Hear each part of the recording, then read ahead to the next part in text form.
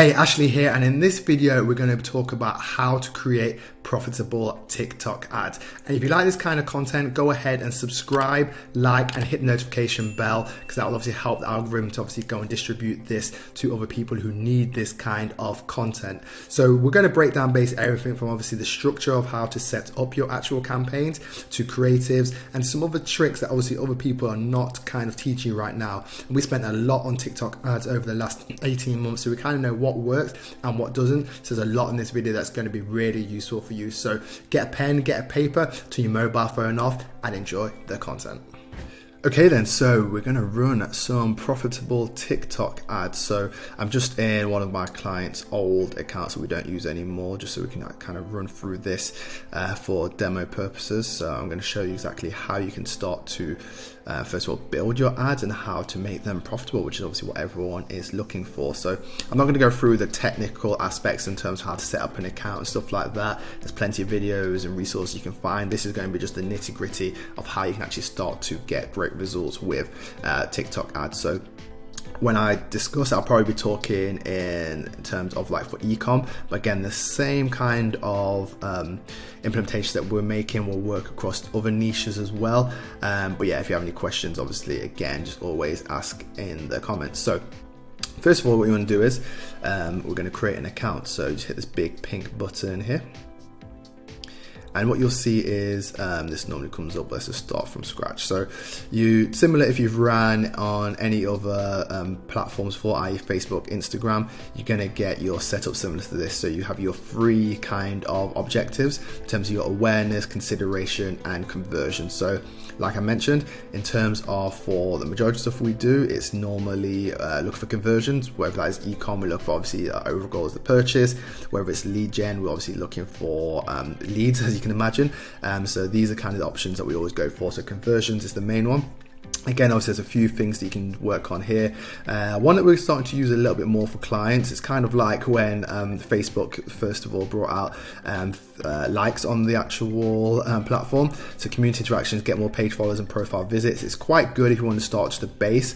Don't get me wrong, the quality might not be the best, but again, it just kind of builds a bit more social proof around the brand if you are starting from scratch. But nevertheless, let's just dive into conversion. So first of all, you've got your campaign name. So some people leave this quite messy, but I like to make sure everything's all tidy, because as well, when you not necessarily start to run a lot of campaigns, but for example, we do a lot of reporting across multiple brands, so we can start to see data points and get more information. So I like to make sure everything is linear. So whether you follow this or you have your own, make sure you have name and structure set up for your campaigns, your ad groups, and your ads, because then it'll make it a lot more easy to start to look at data, pull reports, stuff like that as well. So what I normally do is I normally start with just the date. So for example, it's April, something like that there. What the campaign is, so it's conversions, so you can either abbreviate that, but I'd say conversions. And then you can put something else to kind of know what you're going to be doing. So this one here, we're going to be focusing this. I'm just going to put demo here, but you can obviously put anything else for this, but it's called demo, so at least I know what this is for. Create split test. You don't really need to focus about this too much, because it's obviously a feature you've got, similar again to Facebook, Instagram, but I don't recommend that. A question get lost asked all the time is campaign budget optimizations. Do you want to run that? Do you not? Mixed thoughts, but obviously this video is obviously based on what we do. Realistically, we've tested campaign budget optimization. It works to a degree, but realistically, when you're getting started, which we're going to go to ad groups in a second, we only want to focus on one ad group. So realistically, if we've not got multiple ad groups, it doesn't make any sense to have CBO on. So we're just going to leave that off for now, because it's not really needed. And then obviously here you've got delivery. Here it says about delivery performance of the current settings. So again, you can start to see here with budget optimization without, kind of gives you a bit of an idea, but again, don't really recommend looking at that. And then budget, no limit. If you have a limit, then obviously it will just cap out in terms of what you want to spend per day, but let's just have no limit there. So campaign part, quite straightforward. So now we're going to get into the more fun part. So here we go. Again, onto your ad groups, you want to again make sure this naming is on point. So again, I always start with the date, like that there, and then the audience, what I normally go for. So we're going to probably let's just start with an interest audience. So in terms of audiences for ad groups, always what we begin with is, and a lot of people talk about obviously lookalikes and this and that, but realistically, the two audiences that we've scaled like ridiculously, we're spending like $100 a day, $500 a day, 10K a day.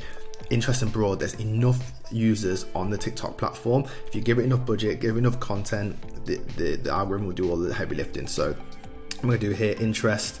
We call it interest one because obviously sometimes we do different interests, but at least you got an idea there. And we're going to just what else we can add to this here? Sometimes you want to add age in as well. So let's just say if we're going to do, in this example, 21 plus, let's say for example's sake.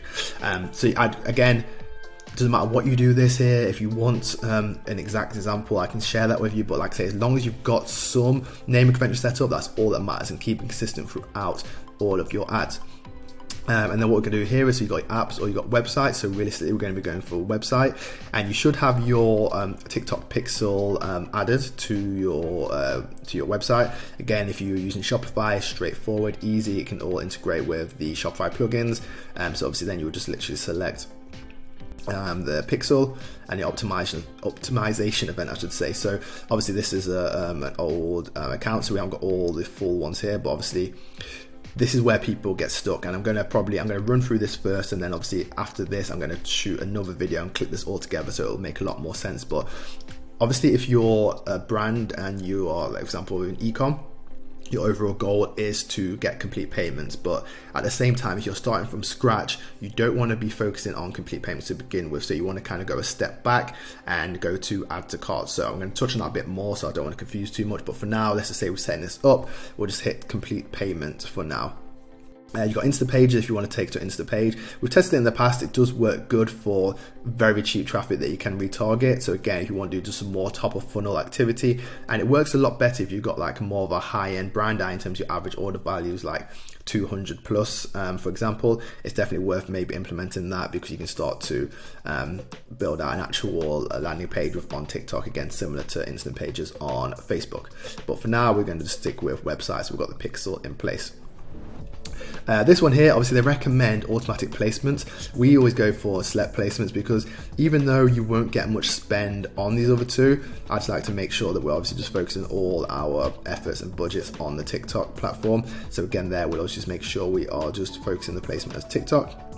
If you go into advanced settings here, so you've got two options here: user comments and video downloads. So the first one is obviously comments. So personally, I always like to leave comments on, because again, any interaction, whether it's negative or positive, obviously helps to build algorithm more. It means that you'll get more views, stuff like that. And at the same time, comments can help you actually make decisions in terms of your next creative, your next products, your price points, everything like that. Because if you're getting a backlash in terms of stuff that's not working, then you can obviously work on that, and vice versa. So I'll give you an example. We work with a brand who's in the jewelry niche, good price in terms of pricing point, but some of the people were saying in the videos that, oh, the products look quite cheap, they look quite like they shouldn't be the price point there and stuff like that. So obviously, based on that feedback, it allowed us to then go away and create content that kind of pulled out the USP in terms of why they are priced at this point. And obviously we then did kind of like a video with someone like washing their hands with the actual rings on as well, so you can see the quality, and obviously it doesn't like turn your fingers green, stuff like that. So user comments is good, but you do have to moderate this. Obviously you can manage comments, you can add in like negative keywords so it doesn't show up, but I recommend obviously having user comments on. Video download, I mean, personally, I just leave this turned off, to be honest. It just means that people can't download your videos and try and steal them, probably the best way to put it. But again, if you want to leave that on, it's not a problem as well.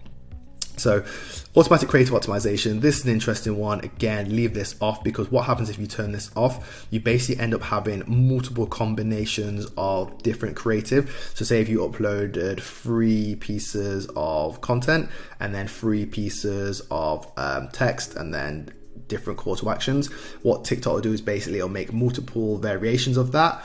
And yes, it sounds great in terms of you want to test, but the fact is, because you have so many different variables happening, your budget is split very thin in terms of like TikTok trying to figure out what works. So realistically, again, leave that off, because you want to control as much element as possible, and obviously then you still want to give TikTok enough room to work on the bigger picture in terms of which I think is the algorithm, obviously finding the users who are actually going to convert for what we are offering.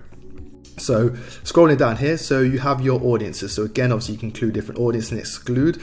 Realistically for here, you can obviously like lookalikes and stuff like this here. Leave this blank personally to begin with. Exclusions, again, like on Facebook, people normally say, yeah, I want to exclude my traffic, exclude my purchases. We leave this open. Don't exclude anything, because what we realize is, and especially when it comes to campaign structure, we want to basically give TikTok as much freedom as possible. And obviously, even if people are seeing our ads again, we don't find that as a problem, because it is a platform that we think the more eyeballs that people converting, great. If they've bought and they see an ad again, it's not really a big deal. And I don't think it's as bad as you see on Facebook, where your frequency gets quite high. So again, we're just leaving exclusions open for now. And again, obviously, depending on your country, you can obviously just pick which country you want to target. So let's just say for this example here, I'm in the UK, so I'm just going to leave that as UK for now. Depending on your product and if you know what your audience is, obviously you can select male or female or no limit. Again, that's totally up to you. Realistically, even if your brand is solely on female, you can always test no limit and see obviously if there is anyone purchasing for praise and stuff like that. But realistically, if you know your products are gearing towards one, like say if you are a female athleisure wear store, for example, then obviously you want to just select female.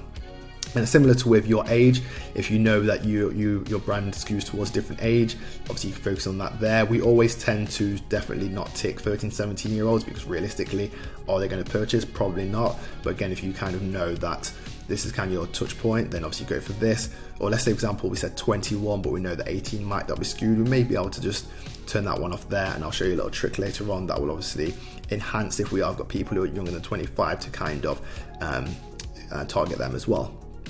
Languages, no limit. Obviously you can pick English. Again, I don't really think it makes any difference, but yes, just select your language there. This here again is basically just showing if you have talking about like high fat and salt and sugar is quite an interesting one. So it's more for if you've got food products, but again, just leave that unticked if not. And then here's your interest. So I said we're going to target interest for now. So again, it's really smart in terms of what TikTok can do in terms of kind of knowing what works. So obviously here you've got your available audience. So again, you want to keep this as broad as possible. So realistically, what you have here is they do actually recommend different different interests here. And even if some of them do sound quite random, what we found in the past is when you kind of select them, just literally let TikTok do the heavy lifting, because the brand we're on at the moment is a toothbrush brand, so you can see the toothbrush stuff coming here, but then you've got random stuff here like boots, robotic vacuums, dancing shirts and tops, stuff like that there. They are Middle Eastern cuisine. They are very random, but realistically, and again, you can obviously reset to original recommendation if those previous, but realistically, what we start to do now is just kind of select as many as possible and kind of see, select them all, and just kind of let the algorithm do the heavy lifting for us, because if TikTok's saying to target these, they have the data. They know on the platform you're going to purchase. So let's say, for example, someone might like handbags, and that doesn't mean they're not going to like a toothbrush, right? So again, leave this broad, let TikTok do the heavy lifting in terms of your actual interest. And obviously then you can add more behaviors. Realistically, in terms of the actual behaviors, we leave this open because we kind of don't want to, because once you start to do this, it will then start to just make your audience a lot smaller. Let's just try and submit here. Go to select categories. So say if we did talents, it then will start to make your, try and make it, see if it will work here. But basically it'll start to reduce your available audience size, which we want to keep as broad as possible. So realistically, in terms of behaviors, I tend to leave this just purely empty. And again, same with creator interactions, unless you do something specific, again, leave that empty. Again, we want to keep this audience as big as possible. Some people test hashtags. Personally, we test them in the past. They don't work too well. So again, we don't want to focus on any of them elements there. Just literally interest is the best way to start. And even if you start with broad, you can do that as well. But interest kind of gives you a bit of direction. And again, you still got a big, nice audience size there as well. Devices, again, no limit unless you have a specific reason why you want to target Android or iOS. And then this is the little trick here, target expansion. So as we mentioned earlier, say for example, if you are targeting just female, but there might be a chance that some males may purchase or a younger age demographics might purchase, all we do is then we literally just hit that there, and you see straight away your available audience size goes up. and again if you hit that or gender there as well. And again, it's just all about testing this here. So if you want to test maybe one ad group with age or one campaign with gender, feel free to do that. But again, we just kind of want to keep it as broad as possible. So we normally just leave gender unticked and have age ticked, so we can get younger age demographics if we haven't selected 18-24, for example here, or say if we have select 18-24 and not 55 plus, then again this will hopefully then see if the criteria can reach anyone older. It will obviously find them as well. And then when it comes to your budget, this is where people get stuck, and this is why the next part of the video will make a lot more sense as well. But realistically, the algorithm on TikTok is similar to how Facebook is, but I feel like on Facebook people used to ignore the reasoning for getting the 50 conversions, but on TikTok it's definitely needed a lot more for you to have consistency and able to scale as well, because we tried in the past to try like small budgets, and yes, you work and you get results, but you start to find that it starts to not work as consistently, and you're having to make tweaks to your ad groups, reset ad groups, create new content when you actually might not be the case. Realistically, all you need to be focusing on is making sure that your budget is allowing you to get 50 conversions per week. So how that would work is you'd want to basically be times in your events, whether it's your add to carts or your purchase, times that by 50, divide that by 7 will give you your daily budget, because obviously 20 is the minimum you can start with, which again, if you want to test and just starting on TikTok, that's fine. But realistically, give TikTok more. So like I say, give TikTok more content, give TikTok a bigger audience, give TikTok a bigger budget. They're the three main things that will help you to get results. So realistically, let's just say, for example, I knew our add to carts was I don't know, let's just say, keep it simple, 10 for example, and we need to get add to carts 10, we need to get, what was it, 50. I'm going to do some quick maths here on this. So let's say I want to do a bit of numbers. So let's just say, for example, our add to carts, we know are 20, we get add to carts £20, basically 20 GBP. So we basically then want to times that by 50. So that means we're going to get 50 conversions in the week, which is basically £1,000, and divide that by 7 gives a budget of about 142. So realistically, just to round it up and be precise, let's just do 145. So again, this may look like a high budget, but realistically, it makes more sense to spend more at the beginning and find what works, because once you can do that, I honestly, trust me, it allows you to start spending 5k a day, 10k a day, and then TikTok do the heavy lifting. But if you're just trying to play around with £20 a day on budget, you are going to find it a lot more hard to scale. So start big and start broad is the best way to kind of go for it. And again, you want to obviously run your ad groups continually, and then obviously day parting, leave that as all, unless you have, again, a specific reason. Maybe you don't want to run ads at the weekends, then obviously you can leave that as it is. Then your conversion goal, obviously you have conversions. We have started to test our value on some clients as well, but you do need to, right now, you need to make sure you're getting 20 purchases. It's actually come down now as well. 20 purchases within 7-day window, and that unlocks the value optimization, which works really well across some of our clients. But to begin with, if you haven't got that, just stay conversions. Cost cap, don't complicate things here. To keep it at lowest cost, maximum your number of results, simple as that. And then obviously you want to basically keep that standard. Accelerators only for if you want to do some more. If you're starting to scale, like ridiculous scale, then you want to do that. But for now, leave it as it is. So that's kind of a breakdown of the ad group. So now we're just going to hit next here. The pixels disappeared. So let's just put the pixel back in. Complete payment. Boom. Okay.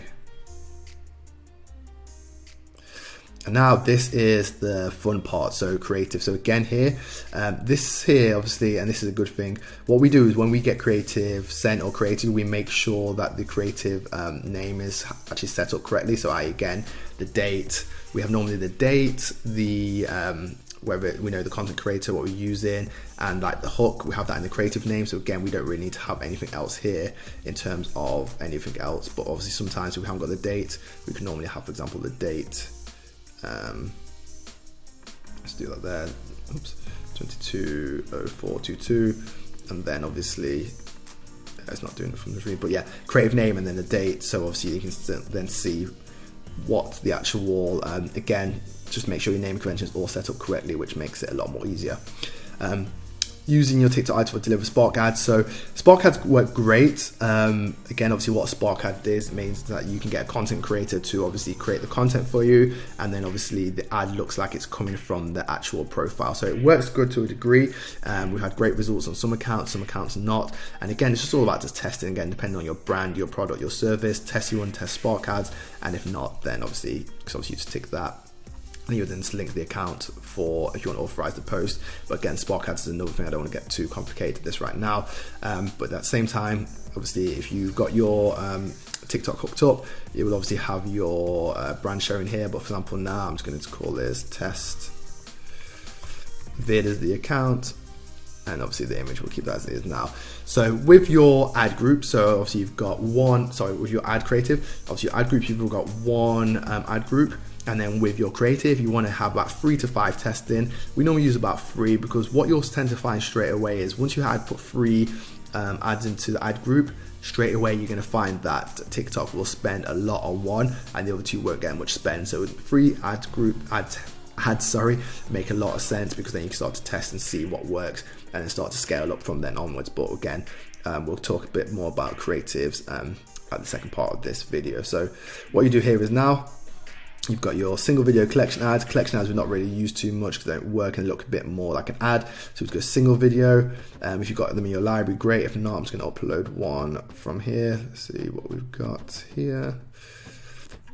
It's for another brand, but let's just upload this here.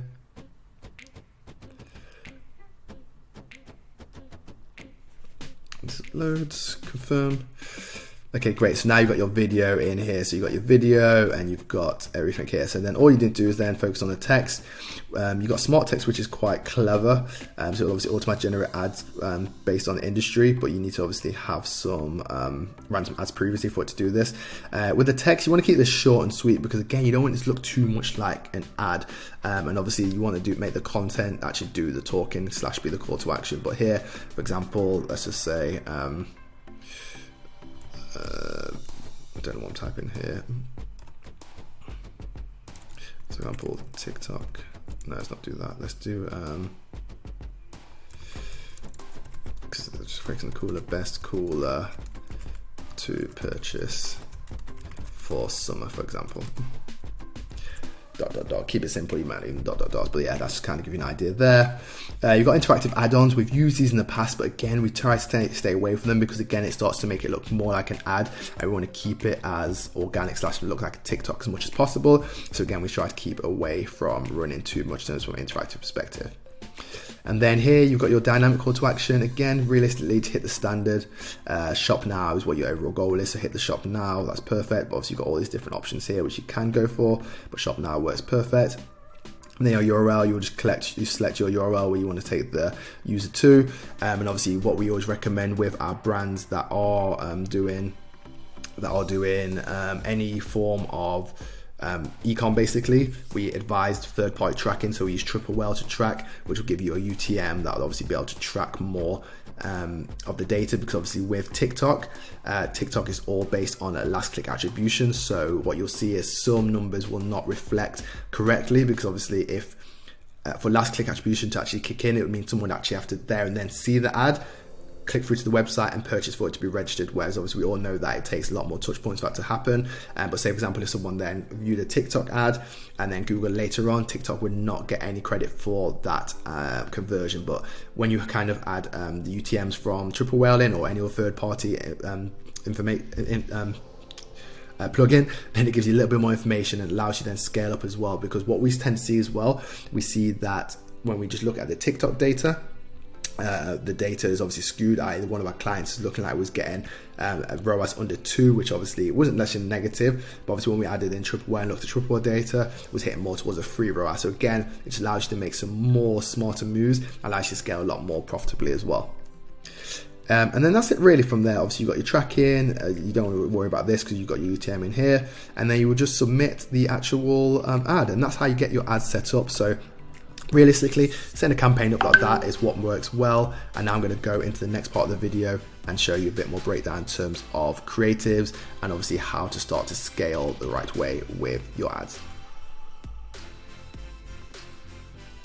Okay, so now we've gone through the fundamentals of how to set up TikTok ads. Now I'm going to go a bit more in depth, and this is what people don't really tell you about in terms of how to get great results with TikTok ads. So this is going to kind of take you to the next level. So we're going to talk about TikTok budget. So like I mentioned previously, the 3 things that you kind of need to make TikTok ads work. Well, first of all, you need obviously great content, which everyone will tell you about, but you also need obviously budget and the right amount of budget to kind of get results. And once you've got that, you let the algorithm do the heavy lifting. So they're the kind of 3 elements. Obviously, there's other parts in terms of having a good product, service, good landing page, stuff like that. But the 3 main things are great content, great budget, and then let the algorithm do the heavy lifting. So when it comes to budget, what you kind of got to think about on TikTok, it works like this.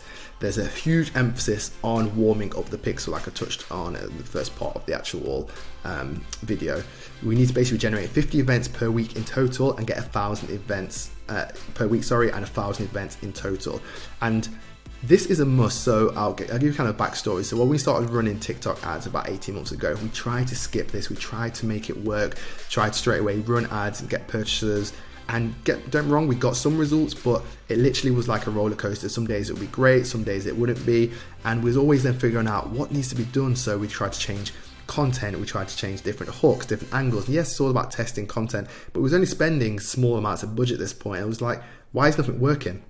And then the 2 things we kind of started to test, and obviously speaking of reps and stuff, they were saying, well, look, realistically, you're not spending enough on the accounts in terms of some of the ads we was running, and at the same time, you are optimized for the wrong event. And this is why a lot of people get stuck, and you see a lot of comments saying, oh, why are my ads not spending, why not working? And it's basically to do with obviously your budget and your optimization goals. So there's a huge emphasis on actually warming up the pixel. So again, we try to break the system in terms of trying not to warm the system, but when you try and bypass that, it doesn't work for a long term. But when you kind of take a step back and do it this way, you start to get better results. So how it kind of looks is, so if you've got your TikTok funnel, again, we're sticking as ecom, you got your add to carts, you have your initiate checkouts, and you have your purchase. That's kind of how the funnel will look in terms of getting people across the line to purchase. So what you kind of want to be doing is, you want to start your optimizations by focusing on add to carts, not purchases.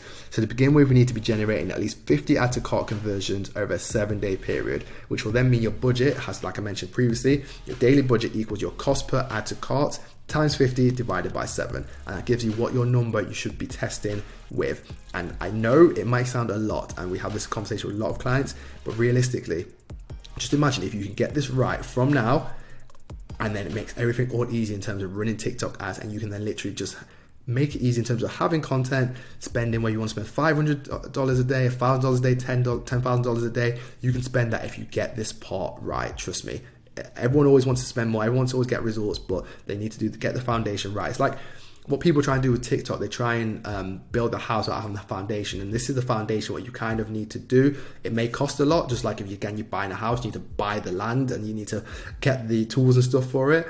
That costs a lot, but then you can obviously build a structure, and obviously then you've got a house, of course, right? So you want to do this right, get your add to carts in. This is the way to start it. You can then, before moving on to your initiate checkouts or purchase, you need to get 1,000 add to carts. So again, if you've got a higher end product, it makes it a little bit harder, but realistically, you need to get this kind of done. And to kind of figure out what your add to cart cost is, if you've run in any other channels previously, i.e. Facebook and Instagram, use that as your benchmark in terms of like, if you know you're getting your add to carts cost is about $10, use that as a benchmark, and obviously you will start to get some data, and then we start to see what add to carts are coming in at, you can then maybe tweak that. But yes, that's kind of the benchmark to use from, and then go from there with it. Then you go to initiate checkout. So there's 2 rules from here. You can obviously skip this, or you can do this. You want to make it as your pixel as warm as possible. But it's the same thing here again. You want to get 50 initiate checkouts in a 7-day period. So again, you want to times your initiate checkouts by 50 divided by 7. Simple. Because then once you've done all of that, your pixel is fully optimized, which means you can focus solely on just purchases. You don't need to warm up any more pixel. You can literally just chuck budget, chuck content at it, and it will work at scale for you. And like I say, what we kind of do in terms of to calculate that, like I say, you look at your costs on Facebook, and like I say, if not, there's TikTok budget calculator. I think I've shared that previously as well. You can kind of use that. And if you don't commit to the recommended budgets, then TikTok becomes very hard to optimize. But To give you an idea in terms of how budget examples would work, so if your add to carts was about $15, your daily budget would be about $110, and your monthly budget would be about $3,300. Then once you hit that 1,000, you move to initiate checkouts, hit that previous purchases. So yes, your monthly budgets may look high, but at the same time, you're building that foundation. And there's nothing to say, again, even if you are just optimizing towards any of these two here, you will still get purchases. So it's not like you're just focusing on these and you're not getting any purchases.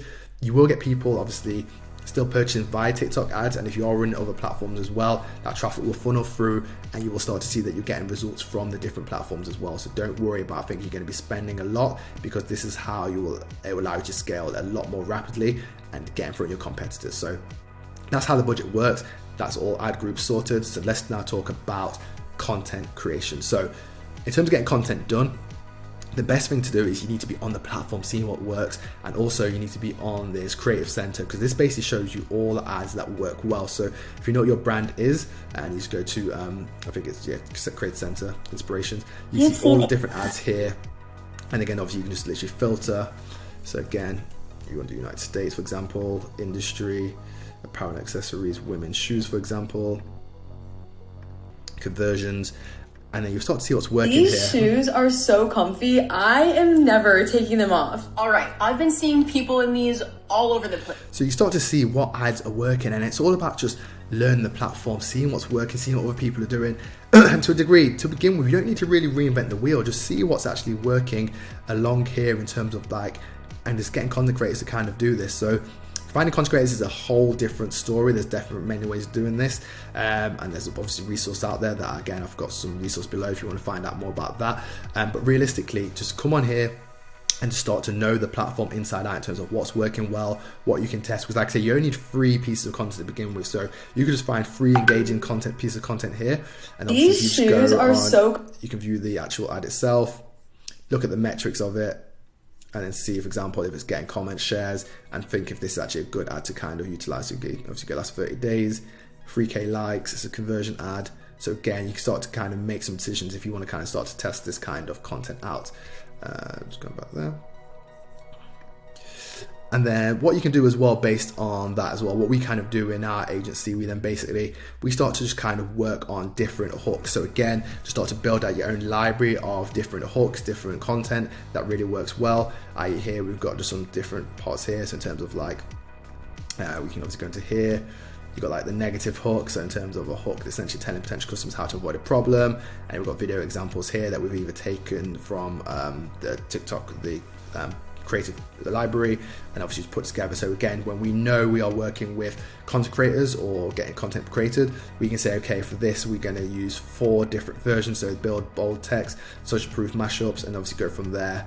And obviously then our creative lead will then work with the content director to kind of do this. So here, big bold text that just pops up. There's a reason this cold brew is always selling out. And again, we can kind of use that to our advantage. So again, build your library up in terms of examples. So you've got your creative library, and obviously build your own creative library as well, is probably the best way to put it, and that'll start to get you great results. And then once you've done that, you can then want to start to have something that looks like this. So again, you've got a brand guidelines, whether you are working on your own brand or you're working on multiple brands, and you can start to put this together. So again, your creative research. So if you've obviously found some videos, you can obviously put links to this. So you've got, again, a library where you can start to hold all the content in one place, so you can actually find this. So whether you are giving it to a content creator, whether you're giving it to someone else in the team, you've got a space where you can actually keep this all in one place, which is great. So you've got your creative research here.